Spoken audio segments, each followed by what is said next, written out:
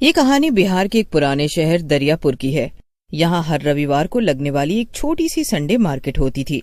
इसी हाट से थोड़ा बाहर निकलकर एक मोमोज का ठेला लगता था, जिसको विभा और उसका पति मोहन हमेशा आते जाते देखा करते थे, लेकिन कभी दोनों ने रुककर उस पर खाने का नहीं सोचा। इस औरत को देखकर तो लगता है जैसे कितने पैसे वाली होगी और बेचती मोमोज है। किसी किसी का मन करता है ऐसे काम करने का। जरूरी नहीं है कि पैसा नहीं है तो ही ये काम किया जाए। हाँ, वही मैं भी सोचूं। मार्केट अंदर है तो ये मार्केट से हटकर क्यों मोमोज बेचती है? इसको तो कॉलेज या स्कूल के बाहर बेचना चाहिए ये सब। छोड़ो, हमें क्या। और तुम भी क्या क्या सोचने लग जाती हो किसी के बारे में भी। चलो बैठो, घर चलते हैं। वो दोनों बाइक पर बैठ जाते हैं, लेकिन विभा मोहन के साथ बैठ तो जाती है, लेकिन उसकी नजर उस स्टॉल पर ही रहती है। वो ये सब ध्यान नहीं देती। मोहन समझ जाता है, बड़ी अजीब औरत है, जाने क्यों यहाँ ठेला लगाती है। और अगर पैसे वाली भी होगी तो कितने पैसे होंगे इसके पास? अब उसके बारे में सोचना बंद करके बताओगी क्या खाना है? चाउमीन ही खिला दो। और मैं नहीं सोच रही उसके बारे में। विभा के दिमाग में फिर भी वो लड़की आ ही रही होती है।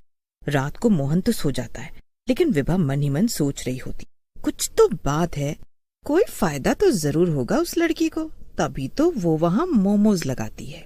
हमेशा लाल लिपस्टिक फैंसी कपड़ों में खड़ी रहती है। ऐसे कौन मोमोज बेचता है? क्या वो कुछ अलग डालती होगी अपने मोमोज में? अब सो भी जाओ विभा, कब तक सोचना है मोमोज के बारे में? अरे नहीं, मैं वो नहीं सोच रही हूँ। दोनों सो जाते हैं। कुछ दिनों बाद विभा गर्भवती हो जाती है। दोनों बहुत खुश हो जाते हैं। मोहन अपनी बीवी से बहुत प्यार करता है। मेरा ऐसी हालत में कुछ कुछ खाने का जी हो रहा है, क्या करूं? अरे ये क्या सोचना, मैं हूँ तो मुझे बताओ क्या खाना है। विभा मोहन को रोज कुछ लाने को कहती है और मोहन वो लेकर भी आता है। एक दिन की बात है, विभा की तबीयत कुछ ठीक नहीं थी।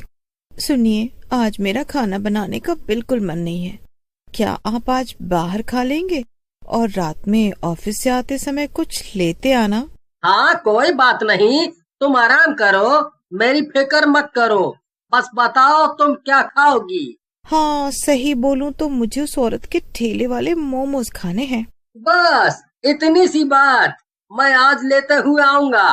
तुम बस हुक्म किया करो मैडम, तुम्हारा नौकर हमेशा तुम्हारे लिए हाजिर है।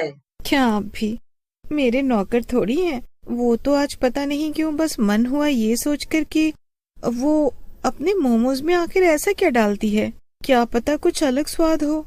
मोहन विभा की ऐसी बात सुनकर जोर से हंस पड़ा और विभा से विदा लेकर ऑफिस चला गया। ऑफिस से आते समय उसको मोमोज का ठेला दिखाई दिया।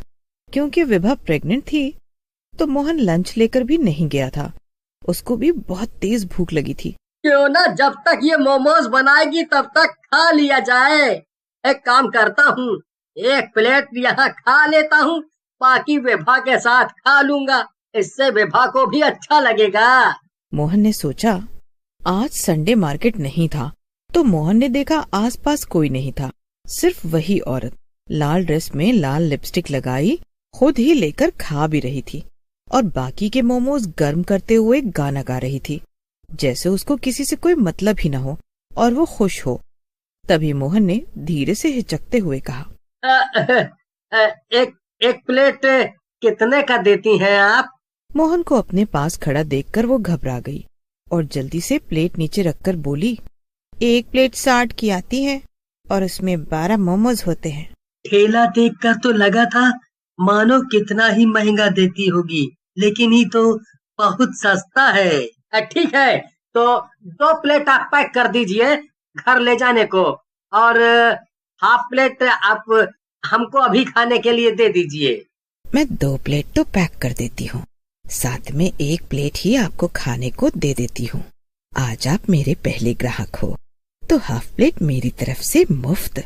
मोहन लड़की की बात सुनकर खुश हो जाता है। लड़की फिर से गाना गाने लग जाती है। हवा तेज हो जाती है। मोहन अपना फोन निकालता है, लेकिन उसमें बिल्कुल नेटवर्क नहीं होता। लेकिन लड़की, गुमनाम है कोई, बदनाम है कोई, मोहन उसका गाना सुनकर उससे पूछता है, आपको पता है क्या, यहाँ 1-2 महीने पहले एक लड़की ने 2 आदमी को मार दिया था। मोहन को लड़की की ये बात बहुत अजीब लगती है, लेकिन वो सोचता है, जल्दी से मोमोज खाकर घर चलता हूँ विभा के पास। ये रहे सर आपके गर्मा गर्म मोमोज, वो भी फुल प्लेट। आप ये खाओ, तब तक मैं घर के लिए मोमोज पैक कर देती हूँ। लेकिन बस एक शर्त है सर, मोमोज आपको सारे खाने पड़ेंगे। मोहन मोमोज लेकर खाना शुरू कर देता है। जैसे जैसे वो मोमोज खाता है वैसे ही वैसे उस लड़की का चेहरा डरावना होता जाता है। मोहन बहुत डरने लगता है क्योंकि आसपास कोई भी नहीं होता। क्या हुआ सर, खाओ ना, सारे खाने हैं आपको। अब उस लड़की की आवाज भी भारी होती चली गई थी। तभी मोहन की नजर उसके पैरों पर पड़ती है। वो उल्टे होते हैं, लेकिन मोहन ऐसा दिखाता है जैसे उसको कोई फर्क नहीं पड़ रहा। लेकिन तभी मोहन की नजर मोमोज पर पड़ती है। उसके मोमोज में बहुत सारे कीड़े चल रहे होते हैं। तभी वो लड़की की तरफ देखता है। वो अब तक चुड़ैल बन चुकी थी। बोला था ना सारा खाना है, ऐसे छोड़ क्यों दिया? मोहन उसकी बात का कोई जवाब नहीं देता। मोहन उसकी कोई बात नहीं सुनता और अपनी बाइक स्टार्ट करता है और वहां से निकल जाता है। लेकिन बाइक वहीं वापस आ जाती है जहां वो चुड़ैल खड़ी मुस्कुरा रही होती है। तू अपने पैक किए हुए मोमोज को तो लेकर ही नहीं गया, ये भी तो ले जा। चुड़ैल उसकी तरफ बढ़ने लगती है। मोहन फिर से बाइक स्टार्ट करता है, फिर वहीं आ जाता है। क्या हुआ, और मोमोज खाने हैं? मोहन डर के मारे रोने लगता है। वो जहाँ से भी जाता उसके सामने वही चुड़ैल आ जाती। वो बहुत थक जाता है। कब तक चलाएगा, अब कुछ नहीं हो सकता। फिर एक अलग सी ही आवाज में चुड़ैल बोलती है, आपने अपने मोमोज तो खाए ही नहीं सर। मोहन बहुत चिल्लाता है, बेचारा, ये सब तेरे ही मोमोज हैं, खा ले इन्हें, खा ले। लेकिन मोहन एक बार फिर हिम्मत करके अपनी बाइक शुरू करता है। वो बाइक चलाते हुए आंखें बंद कर लेता है। तभी उसको सामने से 2 पुलिस वाले दिखाई देते हैं। वो उसको बुलाते हैं। अरे ओ जी, ऐसा कौन बाइक चलाता है? लगता है इसने पी रखी है सर। क्या हुआ है तुझे? पी रखी है क्या? पता है ना, पी कर गाड़ी चलाना मना है। मैंने नहीं पिया है, मैंने चुड़ैल के मोमोज खाए हैं, वो मुझे मार देगी। ये क्या बहकी बहकी बात कर रहा है? मैं सच कह रहा हूँ, मैं आपको उसका ठेला भी दिखा सकता हूँ। मोहन पुलिस वालों को उस जगह पर लेकर जाता है जहाँ वह मोमोज वाली होती है। लेकिन अब वहाँ पर कुछ भी नहीं होता और ऐसा लग रहा था जैसे वहाँ पहले कभी कुछ था ही नहीं। मोहन को यकीन नहीं होता अभी जो सब हुआ वो एक झूठ था।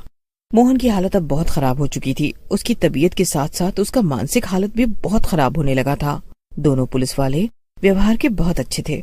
उन्होंने मोहन से कहा, चलो मैं तुम्हें तुम्हारे घर छोड़ देता हूँ, यहाँ कब तक ऐसे परेशान रहोगे? मोहन पुलिस वालों की बात मान लेता है, घर पहुँच जाता है। घर पर उसको जैसे ही विभा देखती है रोने लगता है। क्या हुआ जी आपको? किसी ने कुछ किया क्या? किसी ने आपको मारा क्या? विभा बहुत घबरा जाती है। उसने मोहन को ऐसे बेबस कभी नहीं देखा था। जी आप लोगों का बहुत बहुत शुक्रिया जो आप इन्हें घर तक लेकर आए। पुलिस वाले चले जाते हैं। विभा मोहन के पास जाती है और बैठ जाती है और पूछती है। मोहन रोते रोते उसको सारी व्यथा बता देता है। मुझे लगता है उसमें कुछ तो गड़बड़ है, पर इतनी बड़ी गड़बड़ मैं तो आपको वहाँ कभी नहीं जाने देती। अगर मुझे पता होता, मेरी ही गलती है ये सब। अब आप कभी उस रास्ते से मत जाइएगा। आप मुंह हाथ धो लीजिए, मैं अभी खाना लगा देती हूँ। मैंने मैगी बनाई है, आज वही खा लेते हैं। कल से मैं घर पर ही खाना बना लूंगी। मोहन उठकर अपने वॉशरूम में चला जाता है। मुंह धोते हुए उसकी नजर शीशे पर पड़ती है। शीशे पर खून से लिखा होता है, सर आपने पूरे मोमोज नहीं खाए हैं ना? मोहन की नजर एकदम से विभा की लाश पर पड़ती है, जिसको देखकर मोहन को हार्ट अटैक आ जाता है और वो भी मर जाता है। चुड़ैल का मकसद अब पूरा हो जाता है और वो जोर जोर से हंसने लगती है और फिर गायब हो जाती है।